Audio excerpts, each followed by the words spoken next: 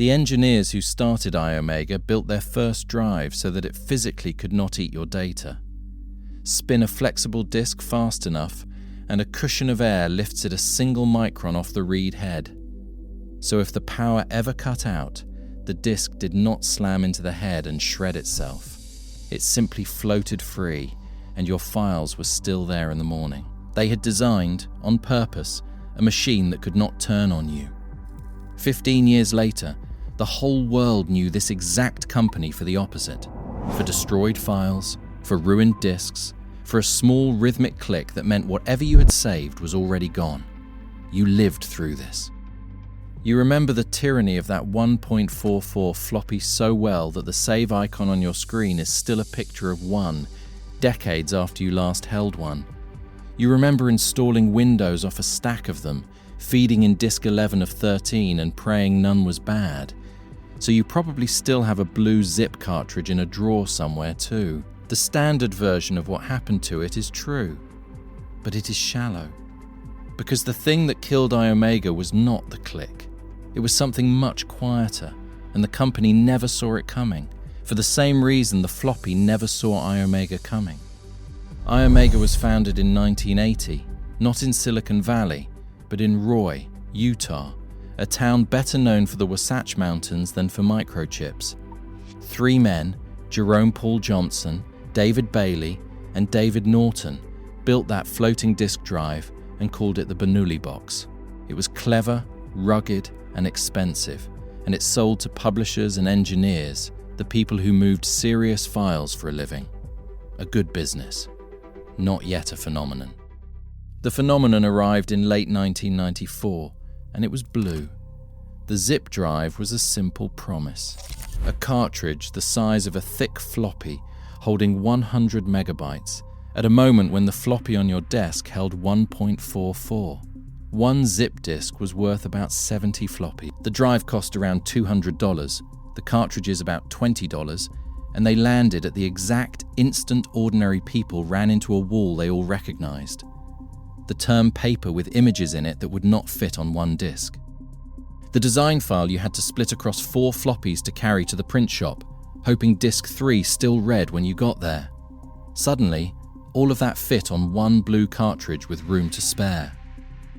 You remember the feeling.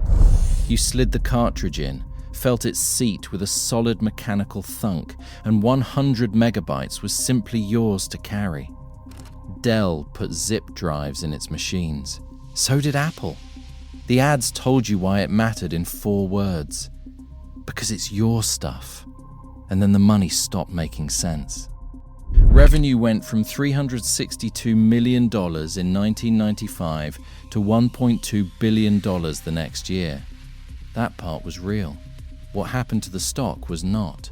Iomega became the most talked about company on the early internet, on an America Online board called the Motley Fool, where a tribe of ordinary small investors started calling themselves the Iomegans and posted about this drive at 2 a.m. like it was a religion.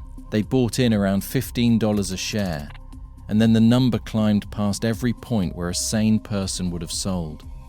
Picture sitting at your beige desktop in 1996, refreshing a stock quote on dial-up, watching a company from Roy, Utah pass Hershey, then pass Apple, then double Apple, until it was worth more than the entire annual budget of the state of Utah. For a company that made a plastic box that held your files. Everyone could feel it could not last. It got so feverish that Iomega itself complained to federal regulators that the message boards were whipping its own stock around. And still nobody wanted to be the one who sold too early.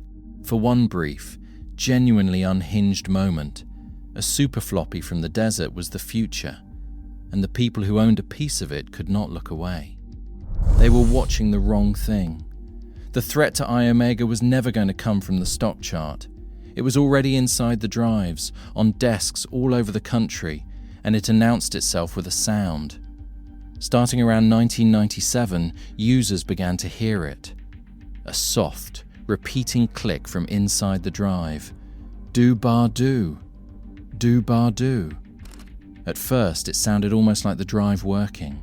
It was not. It was the read head, knocked out of alignment, bouncing off its own end stops.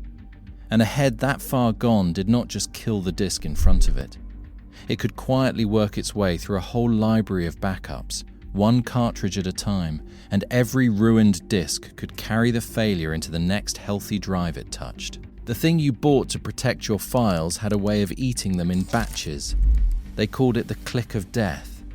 For a company whose entire promise was protecting your stuff, no worse phrase could exist. And when frightened customers called for help, Iomega charged them $15 to $20 a call and left them on hold for an hour. A class action lawsuit was filed in the fall of 1998 and dragged on until 2001. The trust was gone, and a storage brand runs on nothing but trust.